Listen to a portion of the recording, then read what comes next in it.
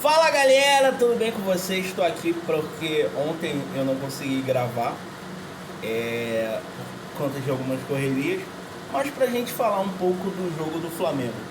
Cara, que jogo bom! É prazeroso ver esse time do Felipe Luiz jogar. O time tem tática, o time sabe jogar, o time sabe atacar.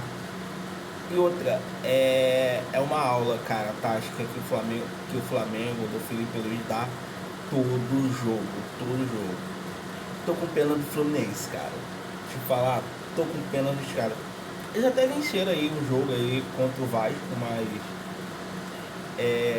nada que fosse grandes coisas, cara. Assim, você vê nitidamente uma queda de rendimento do Vasco. O Vasco, quando enfrentou adversários mais fortes, ele teve dificuldade contra o Volta Redonda, que é um time que ele é ajeitado. Ele teve dificuldade agora com o Fluminense, perdeu. Então, assim, acho que o Vasco não é muito parâmetro. Mas vamos falar do Flamengo, que é o que mais importa. Finalmente, né? Finalmente, tu vai ver aí na capa do vídeo.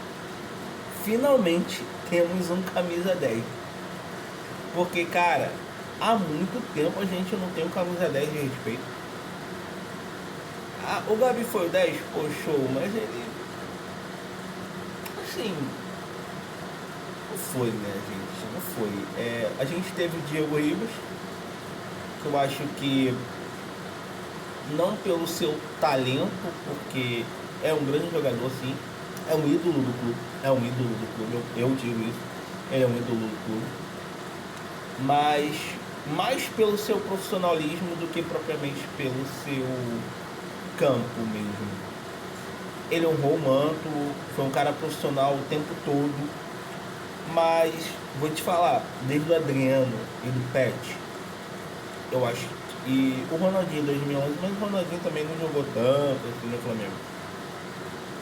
Mas eu digo que dos últimos 10 anos de Flamengo, finalmente a gente tem um camisa 10.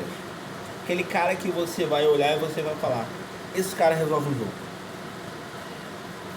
E o Arrascaeta é isso. Ele fez isso com a 14 e agora vai fazer isso com a 10. Eu já acho que ele já tinha que ser o camisa 10 desde quando ele chegou.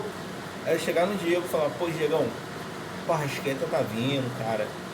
Pô, a gente queria dar 10 pra ele, volta a usar 35. Sei lá, qualquer coisa, mas vai usar 43, vai usar 99, vai usar a número 100. Mas a 10 já tinha que ter sido do Arrascaeta. Ele é o expoente técnico desse time. Ele é o cara que faz a diferença. Ontem, ele pode não ter feito um primor do jogo, porque no primeiro tempo ele estava um pouco mais apagado, mas ele participou do primeiro gol, que ele deu um chute e o goleiro conseguiu defender aquela bola. Vou te falar, foi uma grande defesa do goleiro, muito boa.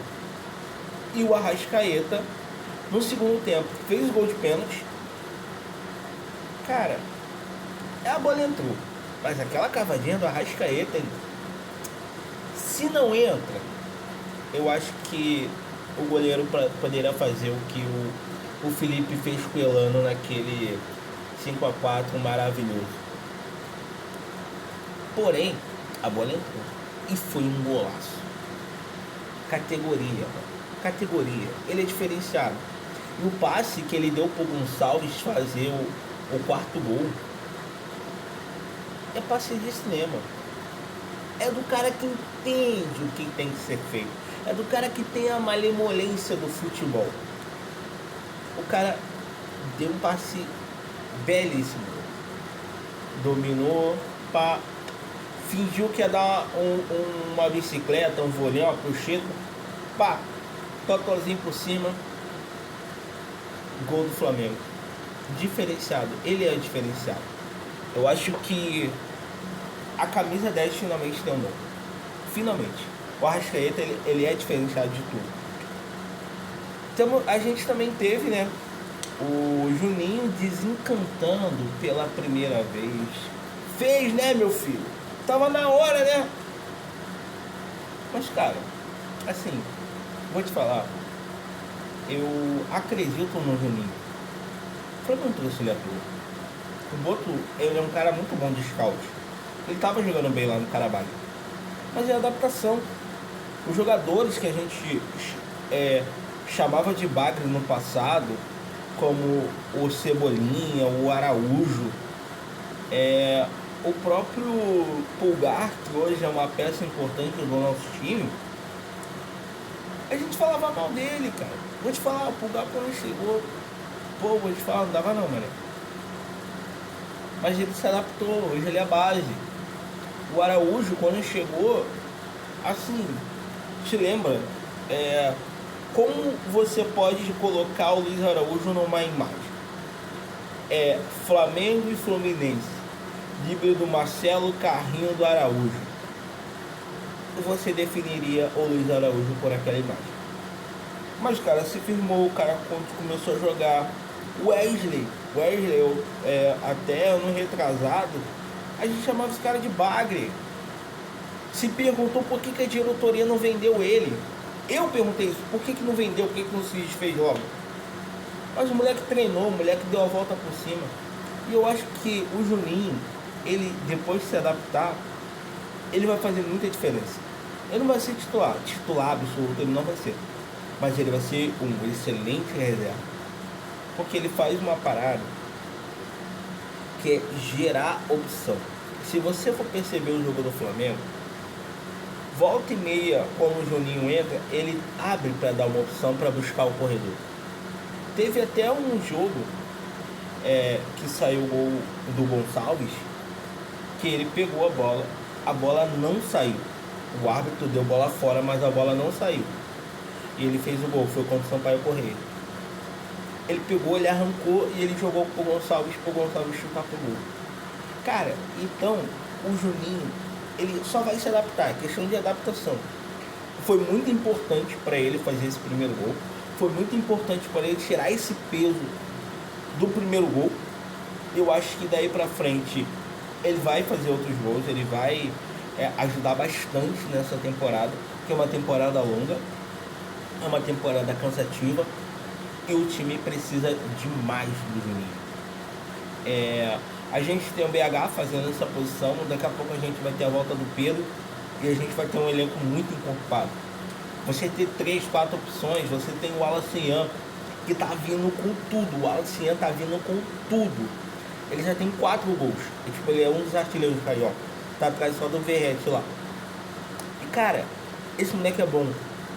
Então você pensa, você tem o Pedro, você tem o Henrique, que pode jogar por ali, você tem o Alacian, você tem o Juninho, você tem um elenco que te dá possibilidade para você jogar com um centroavante, com 2, para você fazer uma linha de 3, para você fazer uma linha de 4, você pode jogar no 4-2-4, pode jogar com meias e 2 atacantes, você pode jogar com 2 pontas e 1 atacante, você pode jogar por dentro, por fora. É diferenciado, opções é muito importante. Se você falar assim, vou jogar com o Danilo, o Ortiz e o Alexandre, e vou botar os pontas nas alas, e vou preencher o meio de campo mais, você consegue. Você consegue jogar no 3-6-1 no Flamengo. Então você tem várias opções, porque se tem jogador para isso. O Alan tá voltando a jogar bem. Ontem o Alan jogou muito bem de novo. Ele não é um primor de jogador, mas é um cara que vai ajudar, que tá aí, gente, faz parte do elenco. Então a gente tem que ir nós pelos nossos, defender os nossos jogadores, sim. Cara, os caras do Botafogo, os caras não são bons. Eles têm jogadores bons? Tem, mas não se compara aos nossos. Os caras defendem os jogadores dele como se fossem os maiores craques, cara. Jogadores de Barcelona, jogadores de Real Madrid. Os caras, eles são lunáticos. E nós temos que ter isso com a gente. Nós temos que defender o nosso patrimônio. Nosso jogador é o patrimônio do nosso clube. Então, a gente precisa ter paciência com esses caras. O Danilo ontem estreou e eu gostei da estreia dele. Eu achei o Danilo muito seguro. Ele teve uma perda de bola ou outra, mas por conta de adaptação, mas eu achei ele muito seguro. O Cleiton fez uma boa partida. O Matheus Cunha não trabalhou, então tá tranquilo para ele. Mas a dupla de zaga do Flamengo ontem conseguiu boas ações. O Danilo conseguiu fazer algumas saídas de bola interessantes. Então nós só temos a crescer. Nós só temos a avançar, gente. O Flamengo hoje, ele sim volta a ter o melhor elenco da América do Sul. O River tá contratando? Tá, o River tá contratando. Mas não é nada que se compare ao que o Flamengo tem. O elenco do Cruzeiro não chega aos pés. O do Palmeiras não chega. O do Botafogo não chega. O do Corinthians não chega. O São Paulo, ele tem um bom time titular, mas não tem um bom elenco. O Corinthians tem um bom time titular, mas não tem um elenco. O Inter tem um bom time titular, mas não tem um elenco. Nós temos um bom time titular, um excelente time titular, um bom treinador, diria um excelente treinador, e nós temos um ótimo time reserva.